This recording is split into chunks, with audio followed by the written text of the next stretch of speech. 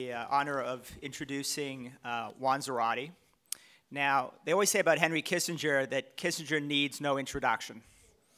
Well, with all due respect to Secretary Kissinger, Juan Zarate in this room needs no introduction. You know all about his background. I'll tell you the one thing about Juan you may not know. Orange County Harvard Hall of Fame baseball player. I think as Springsteen said, that man could throw a speedball by you, make you look like a fool man. And they were talking about Juan. Juan has not only excelled in sports, but has come to Washington and has had a stellar career here. And again, he needs no introduction. The only reason that he's going to get introduction is because I think at this point in the conference, I need a hug. So Juan, please come up.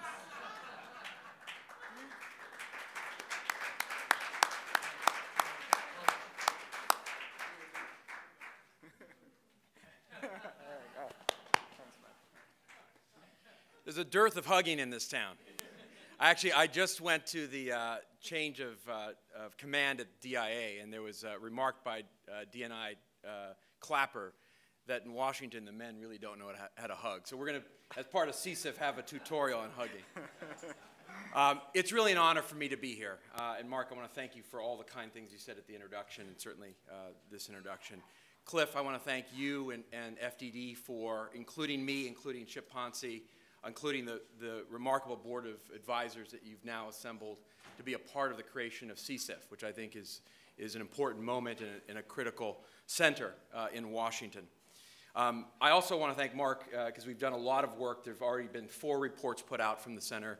There's more reports to come. I want to thank the scholars at FDD. I want to thank the staff. I want to thank Toby Dershowitz, Ali Tenenbaum, Annie Fixler, all who have made today possible and who are making CSIF run, and folks like Yahya Fanusi who are really driving the analysis. So I want to thank everybody who is a part of this.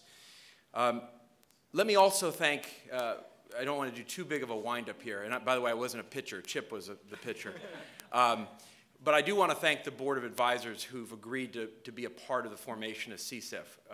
If you look at the website, if you look at the bios, what we've been honored to assemble is really a who's who, not just of titles. All these people have great titles, have done great things in their public and private careers, but they are real deep experts in their space. And what we've assembled is not just experts, but a wide variety of expertise, which I think will lend support, leadership, and vision to the center long term. And so really want to thank the board members who are here and their commitment of time already to date to the creation of the center.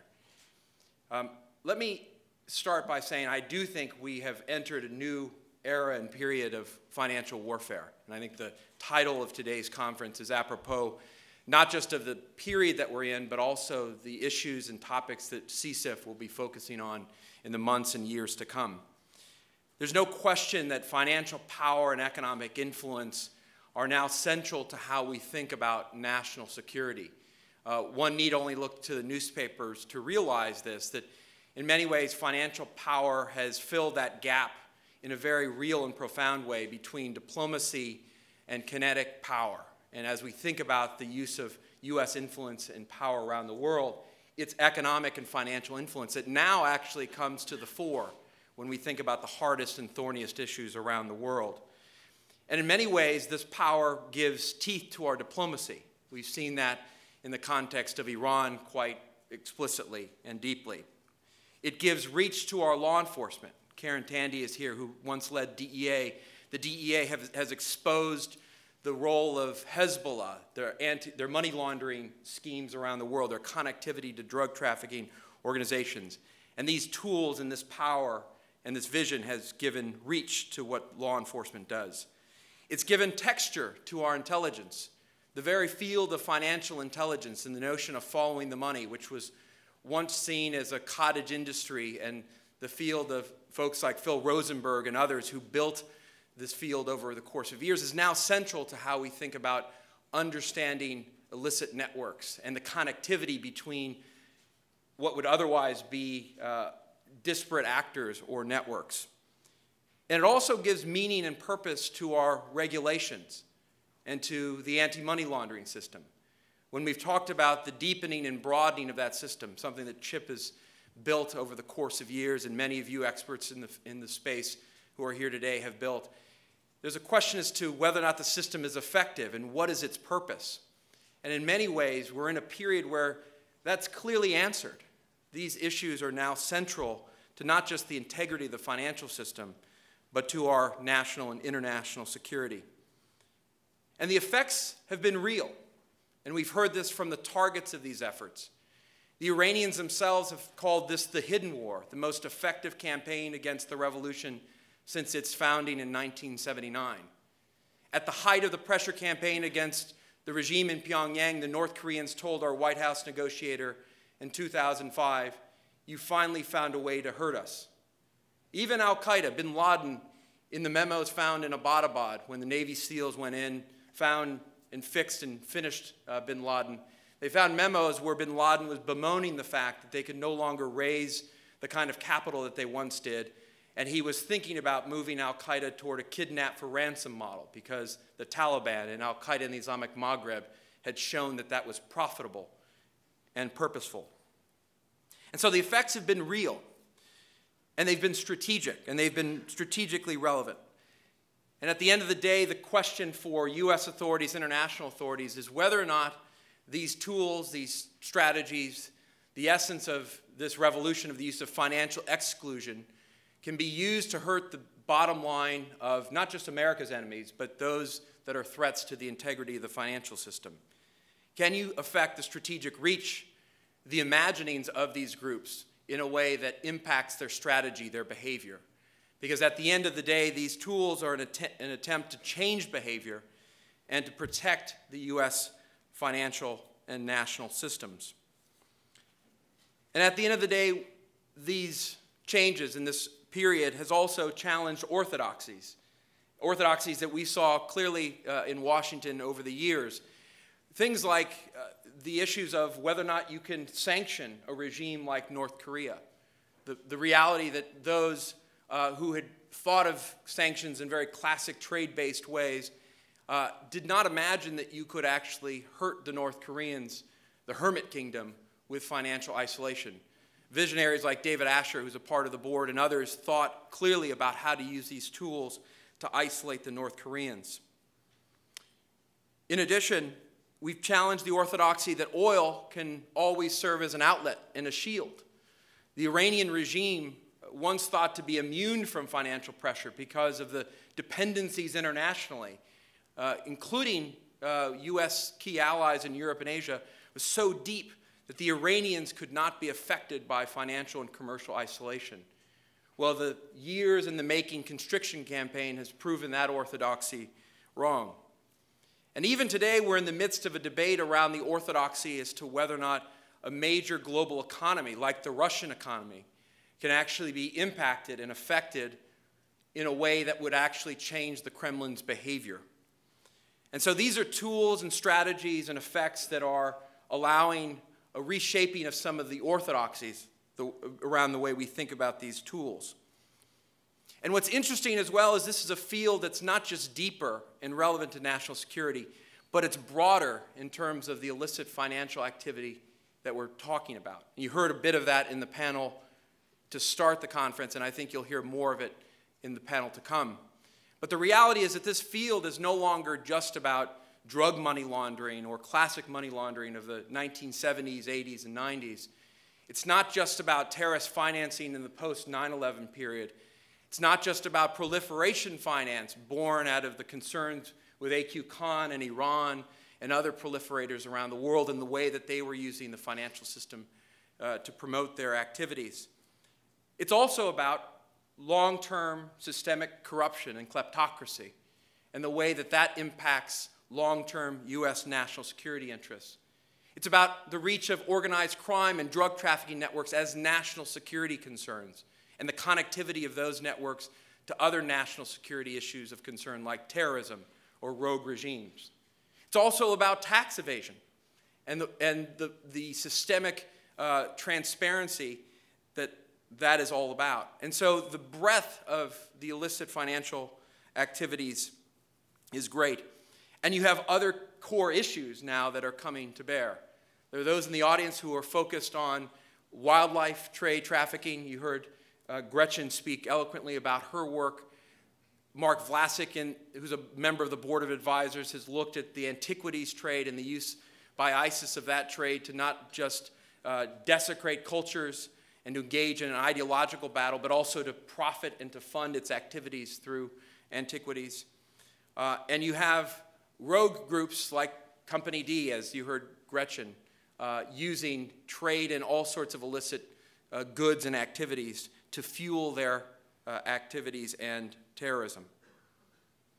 So it's a deeper system, it's broader in scope, and it's about unplugging these rogue and illicit actors and activities from the global financial and commercial order. That's the first chapter of this period in this era, and it's not the end of the story. Because in some ways we have that playbook well harnessed and well played out. And one of the things that FDD has done marvelously in this period, and one of the reasons CSIF is so well placed at FDD, is the fact that this playbook has been used and harnessed and driven by FDD in many ways to isolate the Iranians from the global commercial and financial system. But it's not the end of the story, because the playbook in some ways is being challenged, and the playbook is imperfect. The targets are adapting to the pressure, and they're finding the seams in the system. Competitors globally and geopolitically are learning from the same strategies and tools.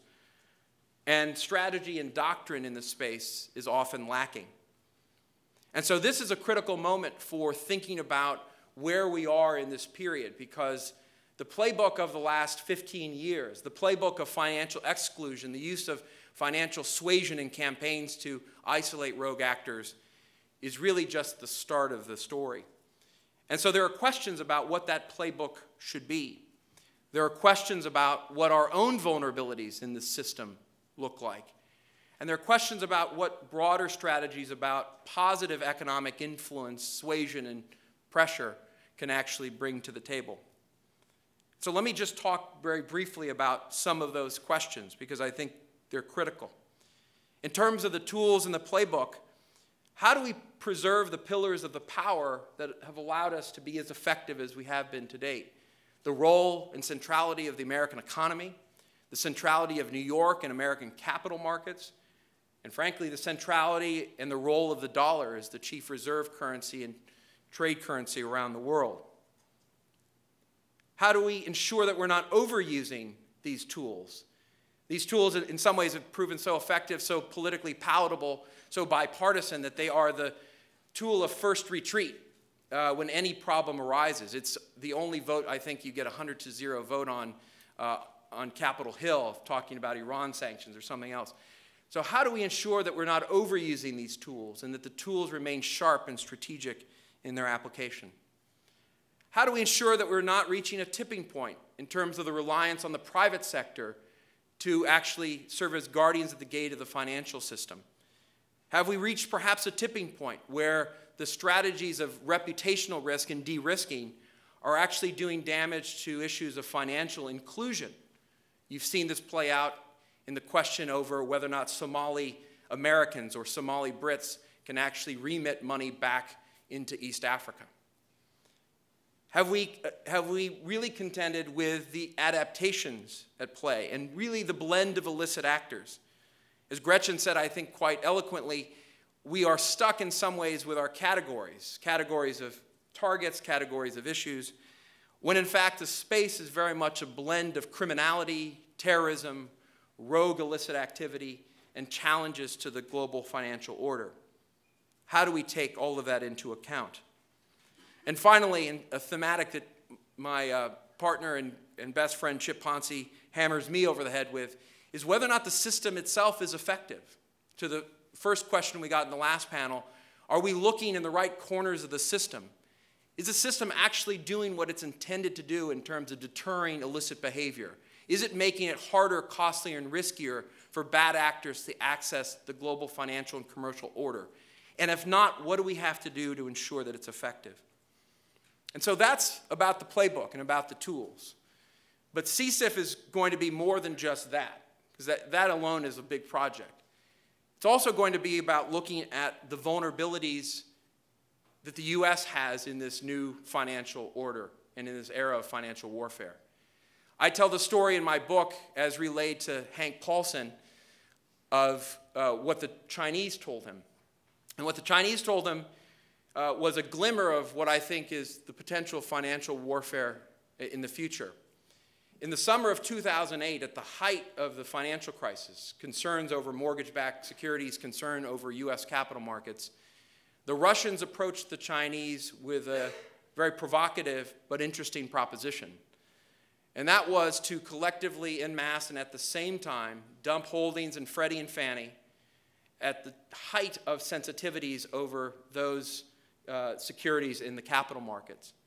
The idea was to undermine faith and confidence in the U.S. system, undermine faith and confidence in Freddie and Fannie, and to deepen the financial and commercial crisis in the United States.